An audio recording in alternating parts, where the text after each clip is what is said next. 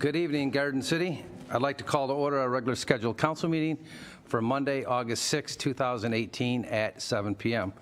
Our first order of business is our opening ceremony, which consists of the national anthem, followed by the Pledge of Allegiance, followed by a moment of silence for those service members that have given their lives while defending our country. Would everybody please stand?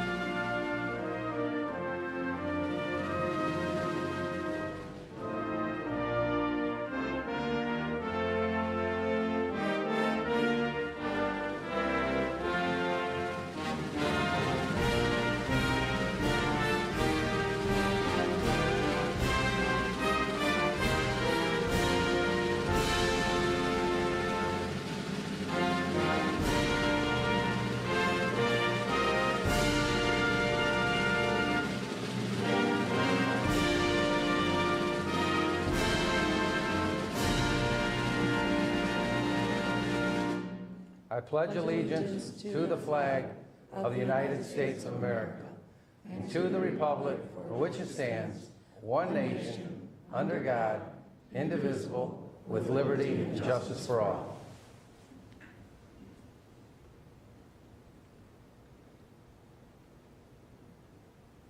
Thank you. Please be seated. Ms. Bettis, can you take the roll, please? Good evening, Your Honor. Mayor Walker? Here. Councilmember Jacobs? Here. Councilmember Lynch? Here. Councilmember Squires? Here. Councilmember Earl? Here. Councilmember McCarge? Here. Councilmember Kerwin? Here. Okay, move on to item 4, approval of the agenda as presented. Mayor? Councilmember Lynch. I move for the approval of the agenda for Monday, August 6, 2018 at 7 o'clock p.m. Support. Any comments from the table? From the general public? All in favor? Aye. Opposed? Hearing none, motion passes 7-0. Move on to item 5, community events. So we're going to start with Allison Bettis. Good evening, Your Honor. Thank you. I just wanted to remind everybody that tomorrow, Tuesday, August 7th, is Election Day. I know everybody in the room and I have most of my audience all know that, but take your Facebook page, take your email contacts, and remind all of your neighbors and friends that tomorrow is Election Day, and the most important thing of our democracy is that we vote. We are a representative government, and so we want everybody to be represented. So please go out and vote. And what percentage of a turnout is Garden City going to get? 100. Yay. Thank you, guys. Polls will be open from 7 a.m. to 8 p.m. Okay, that's tomorrow? That's tomorrow. That's a joke. Okay, thank you. Next, we'll call up Dan Plomaden, Parks and Rec Director. Good evening. Good evening. I'd like to invite the members of our Bacon Run Committee to join me up here with some exciting notes about this, the second most important day of the week, which is the Bacon Run this Saturday. Followed up with Kiwanis Kids Day in the Park. All right, so good evening, Mayor, Council, Administration, and citizens of Garden City. Tonight, I want to remind everyone that this Saturday, August 11th, the third annual Great Bacon Run of Garden City will be taking place at Garden City Park. This year's event, sponsored by Garden City Pawn, will bring 400 to 500 runners and walkers to Garden City, representing over 90 cities and 6 states, including New York and Kansas. This year's event will feature a 10K, 6.2 miles, a 5K, 3.1 miles, a kids run, which is approximately a quarter mile, and the double Bacon Run, which is 9.3 miles. The 10K will start at 7:30 a.m., the kids run will start at 9 o'clock a.m., and the 5K will start at 9:15. The proceeds from this year's event will benefit Garden City youth sports organizations, including the Garden City Youth Athletic Association, the Garden City Soccer Club, the Garden City Hockey Association, and the Garden City Figure Skating Club. Online registration will be accepted through this Wednesday up until midnight. We will also take walk-up registrations at Packet Pickup, which will be held at Key Nutrition on Ford Road this Thursday from 3 to 7 p.m., as well as Friday from 10 a.m. to 2 p.m. In addition, race day registration will be taken 15 minutes before event start times near the start-finish line on Saturday. There is a $5 price increase on race day, so early registration is encouraged. Registration includes a wonderful shirt, as I'm wearing tonight, a fancy medal that you'll get with a spinning Willie the Pig on it, and along with some savory bacon samples at the conclusion of the race. Also occurring this Saturday, as I mentioned earlier, is our Kiwanis Kids Day in the Park, which will take place from 12 to 4 p.m.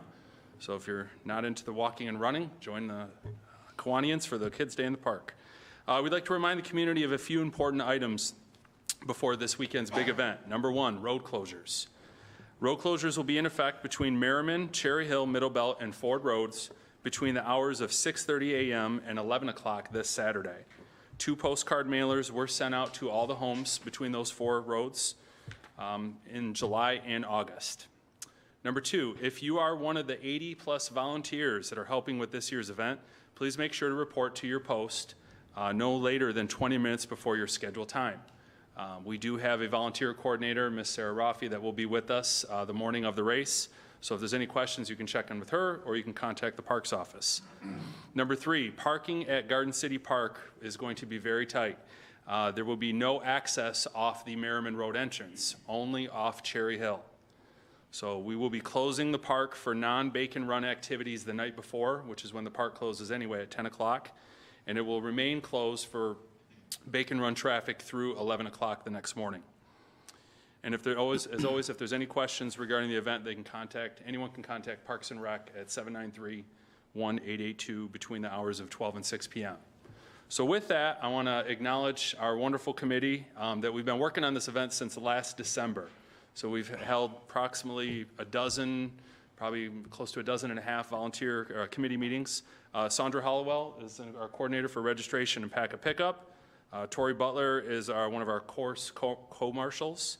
Mike Downey, who's not here, is also a co-course marshal. Sorry. Kevin Kramus is our start-finish line coordinator and our MC for the event. Rob Cox will be in charge of awards and results. Ms. Sarah Rafi will be in charge of the volunteer table. And James Lenz will be in charge of the 2 water stations on the course. So that's it. Sounds good. And as of today, we have 411 people signed up. So we are very close to my goal of 500. But we're happy with 411. So. Yeah. I'd be happy to entertain any questions that anybody has. What's the prize for last place? I already got it. You still get some tasty bacon. Yeah, okay. Some tasty bacon. And for those that have not signed up to volunteer, we will accept any walk-ups that morning. If you'd like to hand out medals, help with the bacon samples, or handing out bananas and water, we will find something for you to do. By me, I'll So. give you a shirt. Sure. All right. Thank you. Thank you. All right. Looking forward to it. Okay, we'll move on to item 6, comments from state and county officials. I don't see anybody here, so we'll move on. We have no petitions or communication tonight, no public hearings. Move on to item 9, the consent agenda. Mayor? Councilmember Lynch. I move for the approval of the consent agenda, items 9A, 1, and 2. Support. Support from Councilmember Squires. If I might read number 2? Yep. It is for the Downtown Development Authority, Melissa Radwan, with the term expiring 4/30/2022. Okay. Melissa, do you want to stand, please? This is Melissa. She's going to be on the DDA. She's lived in Garden City for 30-plus years, graduated from Garden City High School. She has an MBA from Wayne State, and she is a marketing director, and she will be a great addition to our DDA. So thank you for volunteering. Thank you.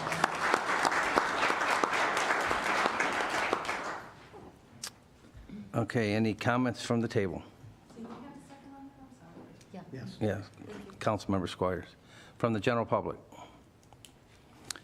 All in favor? Aye. Aye. Opposed? Hearing none, motion passes 7-0. Welcome to the DDA. Moving on to item, the B action items, B1. Mayor, Councilmember Jacobs. I move to approve the supplemental appropriation to the general fund, increasing revenues and expenditures in the amount of $10,000 for the Community Economic Development Association of Michigan's Children's Savings Account Host Site Replication Grant. Support.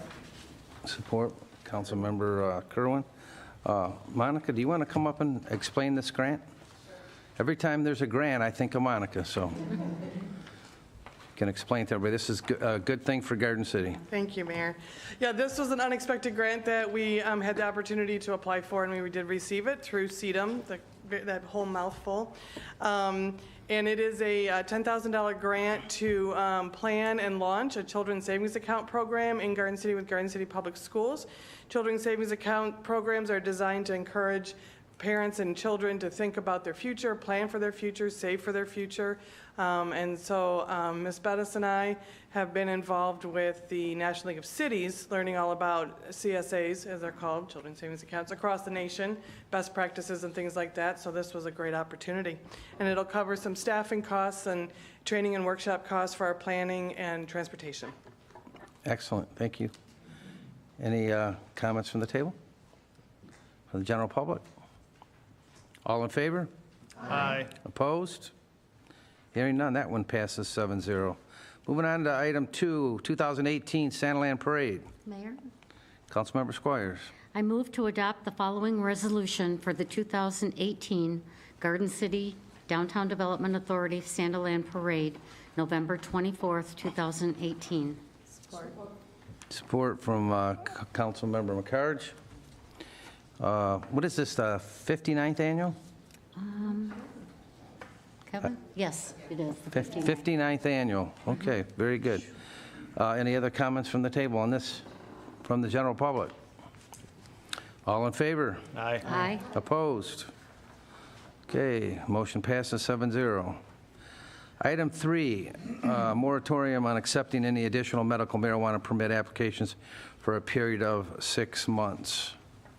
Councilmember Lynch. I move to establish a moratorium on the City of Garden City accepting any more medical marijuana permit applications for a period of 6 months beginning 8/7/2018.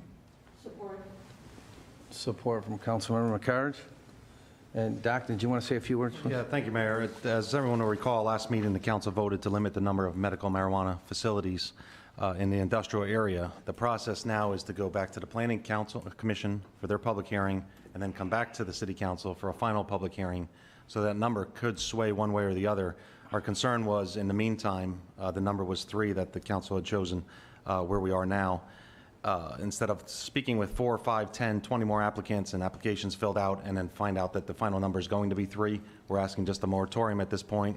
We could still talk to people, but no new applications at this point will come through. That's the request. Okay. Any other comments? Mayor, can we guarantee that this is going to be a 6-month moratorium and not something that goes on for years?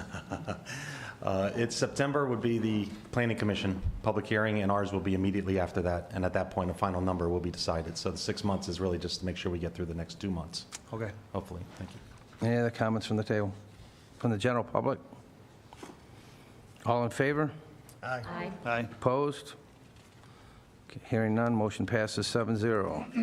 Okay, item 4, special assessment for sidewalk program.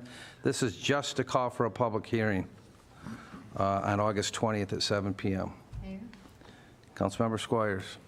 I move to adopt the following resolution to call for a public hearing to solicit public comments on the necessity of the 2018 sidewalk program on Monday, August 20th, 2018 at 7 p.m. Support. Support from Councilmember Earl. Anybody that has questions or wants to discuss the sidewalk program, you need to be here on August 20th. We'll have discussion that night. Tonight, we're just calling for the public hearing. Any other comments from the table? from the general public? Come up to the podium, please, sir.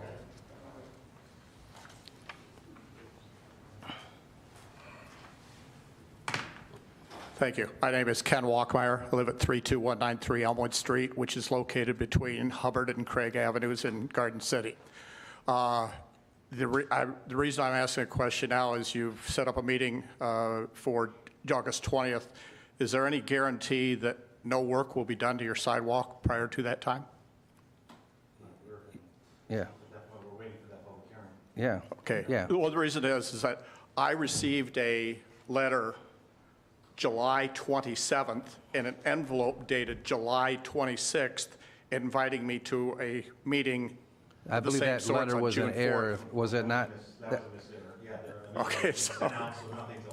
okay, so I don't have to be You're good till concerned. August 20th. Thank you very much. Yeah. Anybody else? All in favor? Aye. Oh, we already did that vote, didn't we? No, we didn't. Opposed? Opposed? None? All right, that passes 7-0.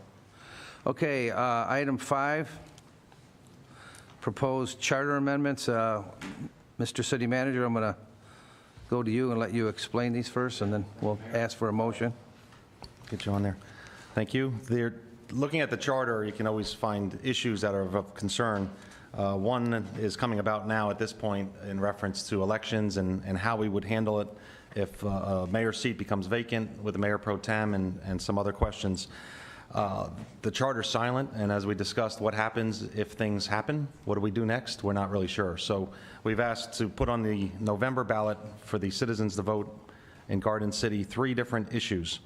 And I'll just name all 3 now, but 3 can be taken as separate votes.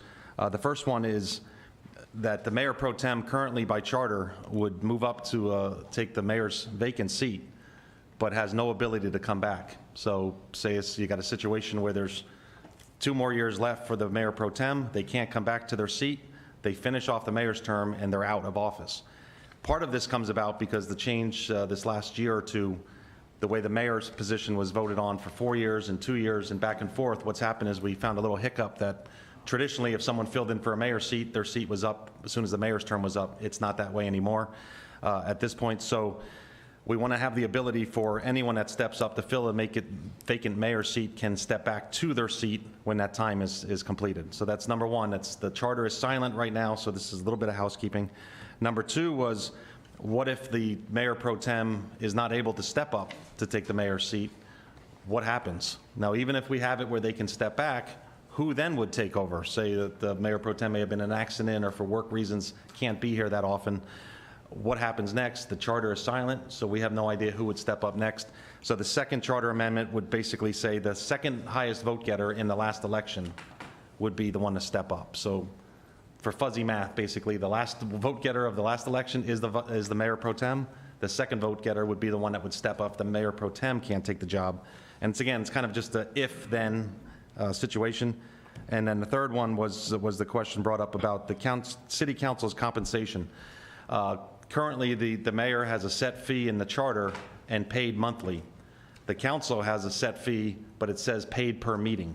So the request is to actually just change it to say that same fee is the same. There's no increase for city council's pay, but how they're getting paid, instead of per meeting, they're just going to be paid per month.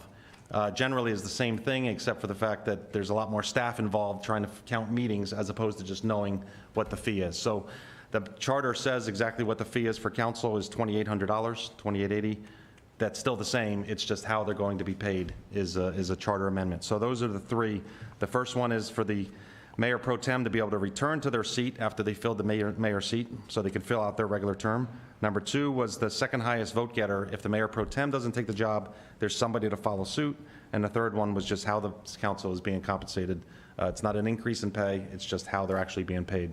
So those are the 3, if you want to take one at a time. Okay, so I'm looking for a motion on 5A, mayor and council vacancies. Mayor?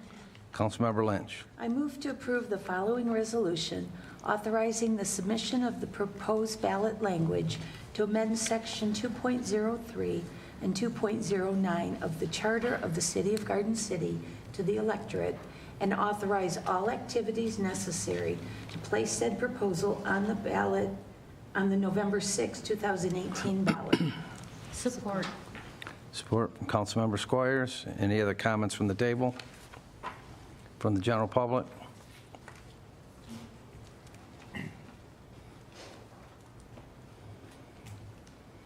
Mr. Bennett, are you okay? Are you okay? Was it? Are you okay? Are you okay? I am okay, yes. How are What's you? wrong with you? Whose idea was that? Whose idea? Yeah, whose was that? That was Allison's. Huh? Who? Allison's idea. No money involved. Huh? There's no money involved. No money. It's just work, just paperwork. Anybody else? All in favor? Aye. Opposed? None. That passes 7-0. Item B, Mayor Pro Tem decline. Councilmember Kerwin. I motion to adopt an ordinance to amend the City of Garden City zoning ordinance. Wait, I'm on the wrong one. All right. I just stuck it away.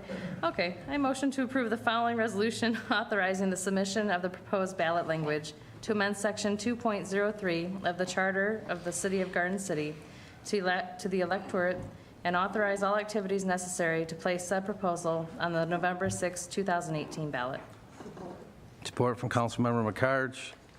Any further comments from the table? From the general public? All in favor? Aye. Opposed? Motion passes 7-0. Item 5C, council compensation. Mayor, Councilmember Jacobs. I move to approve the following resolution authorizing the submission of the proposed ballot language to amend Section 2.06A of the Charter of the City of Garden City to the electorate and authorize all activities necessary to place said proposal on the November 6, 2018 ballot. Support. Support from Councilmember Squires. Any additional comments from the table? From the general public? All in favor? Aye. Opposed? Motion passes 7-0. Item 6, labor agreements for dental coverage. Mayor, Councilmember Earl. I move to approve the 3 memorandums of understanding between the City of Garden City and the Technical Professional and Office Workers Association of Michigan, which is TPOAM, Garden City Supervisory and Professional Association, which is the GCSPPA, and the International Association of Firefighters, the IAFF, documenting the provisions of dental benefits for certain retirees. Support from Councilmember Jacobs. Mr. Doherty, you want to? Yes, Mayor, thanks again. This is, again, somewhat of a housekeeping thing that was, I guess, misstated in the contracts with the different unions. 3 of the 5 have agreed to it. The other 2 will shortly. Basically just says that what they had before that is not carried into the current contracts continues to exist, which is retiree health care for those before 2009, and of course after vested benefit for the life of the eligible retiree and their qualified spouse and dependent. This is something that really doesn't change anything in the contract. It just agrees that, yes, we agreed to this before. Somehow it got misplaced. We're putting it back in to make sure it's there. So there's nothing funny about this. No freaky deaky stuff here. Okay. Any comments from the table? From the general public? All in favor? Aye. Opposed? Hearing none, motion passes 7-0. Item 7, zoning text amendment lighting regulations. Councilmember Lynch. I move to adopt an ordinance to amend the City of Garden City zoning ordinance. The ordinance involves amending Section 154.005, the definitions, and 154.030, the lighting requirements, as outlined in the ordinance resolution of May 2nd, 2018. Support. Support from Councilmember Squires. Discussion from council. Mayor. Councilmember Lynch. Okay. Just for the general public, the things that we all agree on, I believe, are that the definitions for rope lighting, string lighting, tube lighting, which were not clear prior to, that we require maintenance of bulbs, including replacement of non-functional or dysfunctional bulbs. We don't want to see lights up on the outside of buildings and having missing lights and broken lights and whatnot. We want it to look nice if it's going to be there. That we require that tube lighting not cause glare and not be hazardous to traffic safety, and that we prohibit rope lighting around architectural features. We all, I believe, agree with all of that. Now, on May 2nd, 2018, the draft also included to prohibit tube lighting and rope lighting in R1, R2, R3, M1, and CBD districts. The R districts are in the residential. R1, 2, and 3 are all residential. M1 is industrial. Allow the city to require dimming of tube lights and rope lighting. If it's too bright, we go through and we make sure it's dim so it's not something that's going to cause a problem for those driving by. That we require tube lighting and rope lighting to be installed around the outside perimeter of the window and be structurally secured to the perimeter of the window to prevent hanging. Don't want to see 2 thumbtacks here and drooping lights and everything else. That's not what we want. And only allow the color white for tube lights and rope lighting around the windows. I believe in that particular draft because we talk up here all the time about supporting Garden City businesses.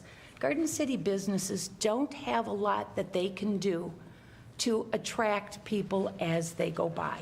I was driving the other day, and some of the businesses look exactly identical as you're going by.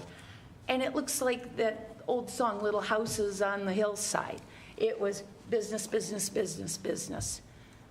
We tie their hands in some regards because they are dependent on people finding their business. If they're in a strip mall, they have certain signs that they have to use because that's what the strip mall gives them. I've talked to several business owners who said the lighting, and they don't want anything crazy, just the simple lighting around the perimeter of the window. And the ones that I all spoke to said, we don't want bright lights. We just want the light in the window because as you're driving by, we're hoping it's going to catch your eye so that you notice our business over here. I don't think that's a lot to ask. We're keeping it out of residential, keeping it out of industrial, keeping it out of the CBD. I think that the other outlying businesses, I don't see why we can't allow them to have the lights. I traveled up and down Ford Road. When you take away the big signs that are too bright, you take away the Christmas lights that really shouldn't be hanging, and we look really at the rope lights. There were only 2 businesses that had rope lights that were too bright. And I believe one of the 2 businesses wouldn't be a problem, and the other business is probably a bad actor and would have problems with it no matter what they do, because I know we have had problems with that business. So if the vast majority of the businesses are trying to do what they're supposed to do, I don't see a problem with it. And also, if it were to go the other way and pass it that they did not allow rope lighting, those businesses that have the rope lighting still have the rope lighting. So we haven't accomplished anything. They're still going to be there. And that's my thoughts. Okay. Any other comments from the table? Mayor, Councilmember Kerwin. in my opinion, I believe we have over 500 businesses here in Garden City, correct? If every business has the same lights up, I don't know what the difference is going to attract them to one business over another. Another thing we have is one person who goes out and checks all these businesses, and I think they're busy with all the other ordinances that we have in place. I don't know how they're going to keep up with checking each light, which ones are bright, which ones are not. And then the other point is with this day and age and technology, if you want to attract somebody to your business, you have many other options to do that. As for the businesses that get to keep their lighting, I mean, I don't want to hurt any business here, but at least we're not bringing in any more. So that's just my thought. Mayor? Councilmember McCarge. And I believe that if we, stop allowing additional lighting until we can find out whether the dimmable can be legally, made. Right now, I've heard too many people who are saying, yes, you legally you can check if it's dimmable, but I also hear other authorities who are saying it would be very difficult to really to tell whether they can be dimmed at what and how much they can be dimmed. I'm just saying for the next year, we can see whether or not we can legally get these businesses to dim the lights more. And if we can't, then we can't allow any more lights if we cannot legally keep them dimmable. And we've had our police department who have said, these lights are not a safety issue. I mean, they're a safety issue for the police. They can't see inside the building when the lights are so bright on the outside. I'm just saying, we can wait a year. If I'm wrong, we're wrong, that we can get these lights dimmable, then we can come back and say, okay, this isn't a problem, we can allow more businesses. But if we can't, we're going to have more businesses with lights that we cannot legally tell them to remove. Mayor? Okay, Councilmember Squires? We've spent a lot of time on this subject, and I think if it were really a problem in our city, that while all this was going on and we were going back and forth, a lot more people would have put lights up. A lot more businesses would have put lights up. And I don't see any more lights going up. Maybe one or two, but I don't think it's a problem with staying with the white. Yeah, that's it. Anybody else? Mayor. Councilmember Jacobs? I just think it's going to be too hard to test them, to see what's too bright, what's not bright enough to do it, to check the Noonans and all that. You have to take a reading, you have to turn the lights off around the building, check it again. The people that don't want to do what they're supposed to, they're going to go right back and turn the lights on. I think just eliminate the lights. Make sure the ones that are up are dimmable so that those that are too bright can be turned down. And that way it's way easier on our ordinance officer, our police, and, good examples, the T-Mobile on Middlebelt that has the lights on the inside of the building, and it looks really nice, and it's very safe for the police. They can go by, they can look in, they can see everything in that building. So I think we're not going to hurt businesses by eliminating it. That's all. Anybody else? Yeah. I want to say a few. I don't want to see our only ordinance officer running around with a light meter to all these businesses. I'd rather fight blight. And so, again, the light meter's going to pick up the street lights, other lights, so it's not going to be a true reading unless you make it completely dark around the business. And so I'm for going with no lights from this point on. That's my 2 cents. So is the motion on the floor right now for option 1 or option 2? Option 1. I was going to say Oh, option 1? 5 to 18. So that's, Everything that it says for 5 so that's to for the lights, right? For the lights. Okay, well, we have a motion. Yes. 18. So that's for the lights. That's a motion that's on the table and seconded. Is there any more discussion on the table from the general public? Mr. Molnar. I think it's been going around over a year. You just need to make some decision, and I don't care who you make mad, because somebody's going to get mad no matter which way you go, but you need to make a decision on this. You've been playing with it for over a year now. Okay. Anybody else? Okay, I'm going to call for a vote on this one. Ms. Bettis? Councilmember Lynch? Aye. Councilmember Squires? Aye. Councilmember Kerwin? No. Councilmember McCarge? No. Councilmember Earl? Nay. Councilmember Jacobs? Nay. Mayor Walker? Nay. So now, Fails? motion fails. If so anybody wants to entertain making a motion for option 2, they can at this time. Or Mayor, Councilmember Jacobs. I will move to approve the second ordinance 516-18 that prohibits the lighting. Now, in this paper that we have, it doesn't say about the dimmable lights. So I want to make sure that's in there on the existing lights, Yeah. dimmable. Yes, Mayor Pro Tem, because the current businesses would be grandfathered in that section. The second choice, second option should include the words dimmable, just for those that are still in existence. That should be added. Static is on there, so no blinking lights, but we should add dimmable, so that should be part of any motion.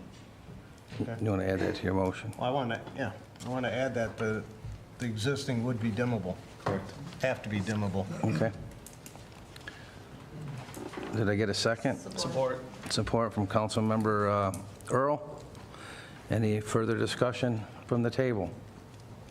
Just a question.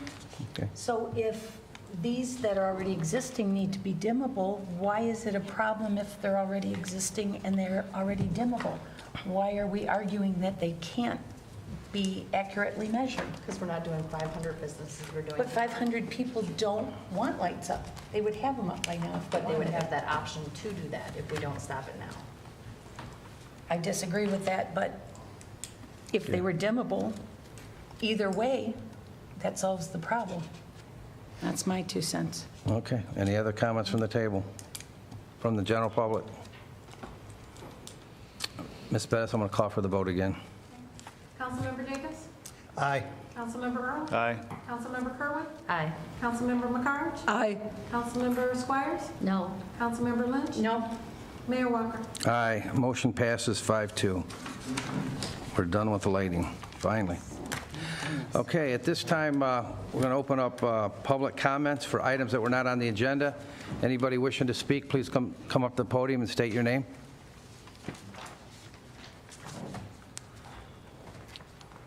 Okay, seeing none, city manager's report. All right, thank you, Mayor. Just the main thing I want to point out, the Purple Bag Challenge started the last week or so. We have bags for people to pick up in the Maplewood Center as well as here at City Hall. We're still on a back order for some more racks at the police station and down at the ice rink. But we have a couple nice pictures we're sending to our website already. At this point, the GCYAA cheerleaders who got together, a whole group of them, cleaned up Garden City High School. And then a young family, there's a picture of 4 young kids together, Devin, Marissa, Layla, and Hayden.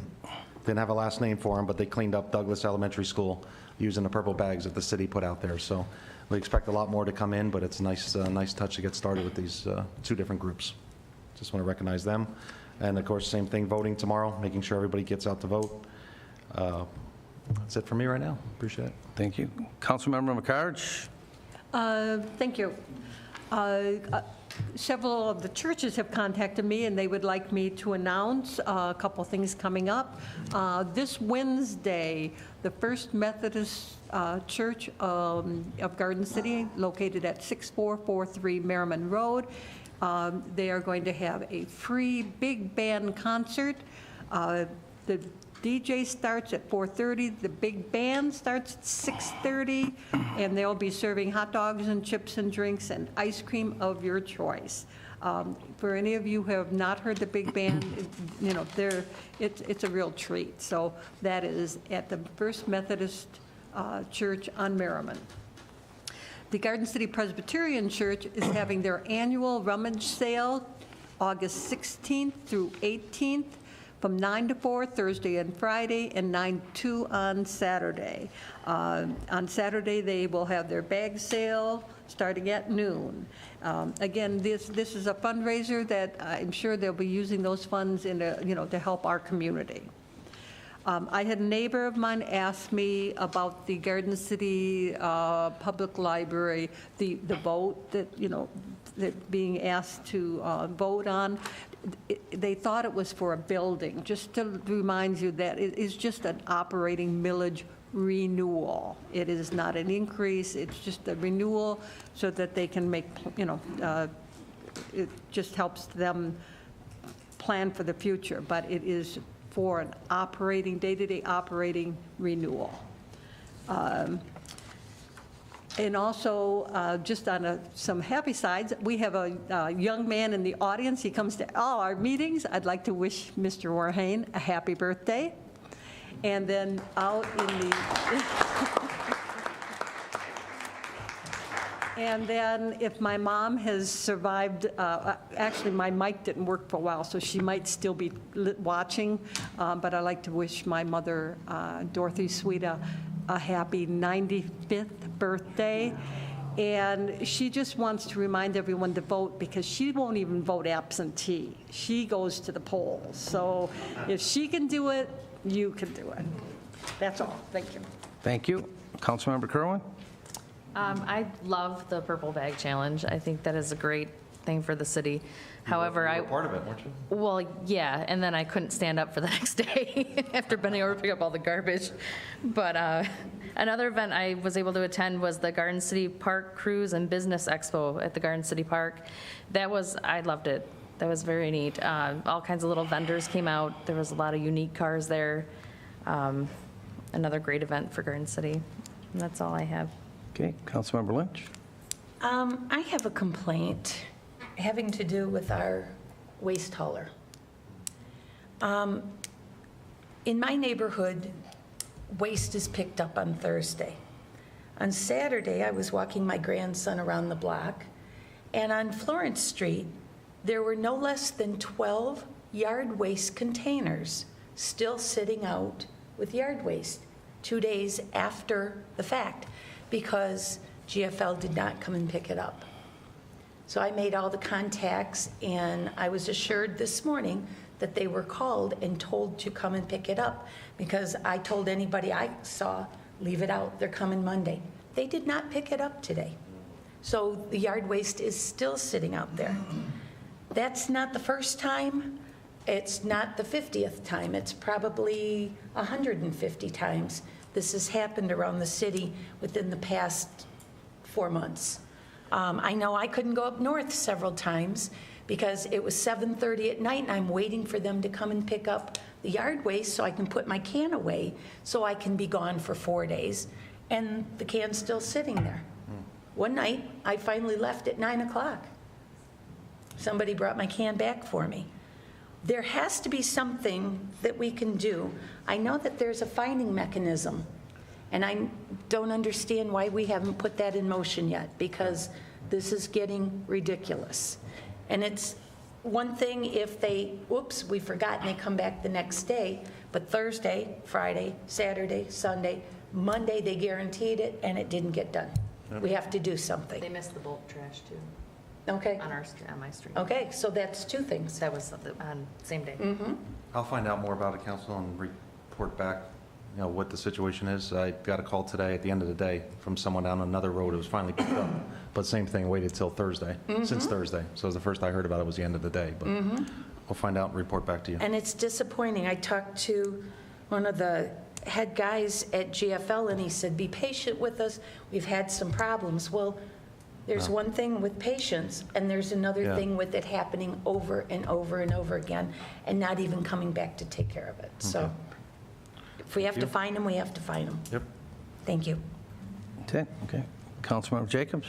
Yeah, I will piggyback on the garbage, and it's not GFL only, it's Waste Management. I've had people that live behind Ford Road there in the houses that at 4:30 in the morning, Waste Management is coming by and emptying the dumpsters, which I know some are some auto repair parts that... Loud noises. A lot of noise at 4:30 in the morning. And I have talked to DPS before about it, and apparently Waste Management or whoever is not really concerned. So piggyback on that one.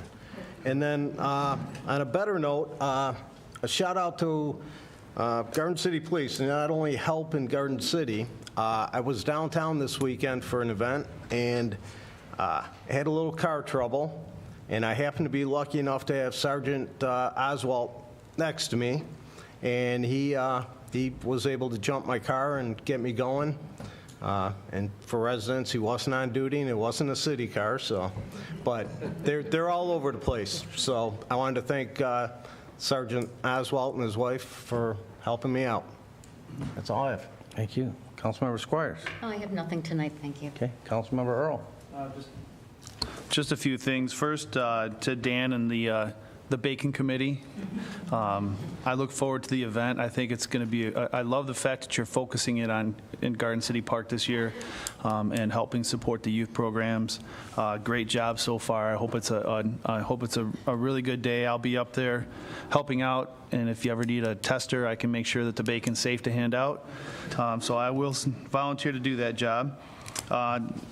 Sitting here, meeting after meeting, listening to, shifting gears a little bit, listening to all the grants that we're getting, I want to give Monica a shout because you're doing a phenomenal job getting these grants for all these programs that benefit the youth and parents. So keep it up. Yes.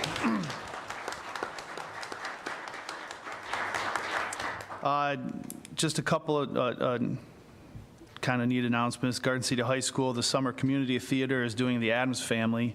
It's going to be August 9th, 10th, and 11th at 7 o'clock, and then August 12th at 2 p.m. They do a phenomenal job up there. Every time they put on a show, it gets nothing but rave reviews, so I recommend everybody go up and check it out. And then I will be here August 16th at Music in the Park. I had a blast last year. I've got my chairs and my cooler ready to go up there, and I hope I see everybody up. Music in the Park, August 16th from 6 to 9 p.m. And that's all I have. Thank you. Ms. Bettis?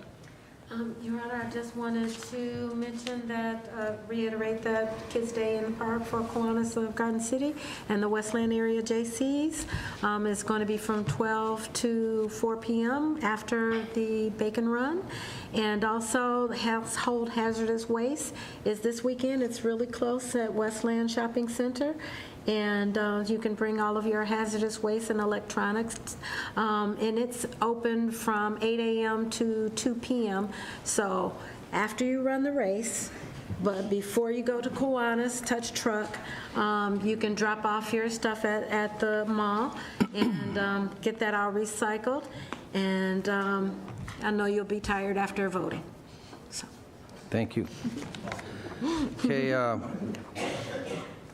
Councilmember McCarge stole a little bit of my thunder, but Mr. Werhane turned 89 on August 4th, and I got some facts from his daughter. He rolled into Garden City from Chicago in an old Dodge at the age of 24 with blonde hair and a pinstripe suit to marry Vera McLean. He was still in the Navy and didn't officially become a Garden City resident until around 1955. He's lived in Garden City for 65 years. He is the oldest elected to an office ever in Garden City. He has been on the library board for 34 years, since 1984, and he is the oldest elected official, period, in Garden City's history. And we thank you for everything you do for Garden City. We wish you a happy 89th birthday a couple days late, and God bless you. Stand up, stand up, stand up.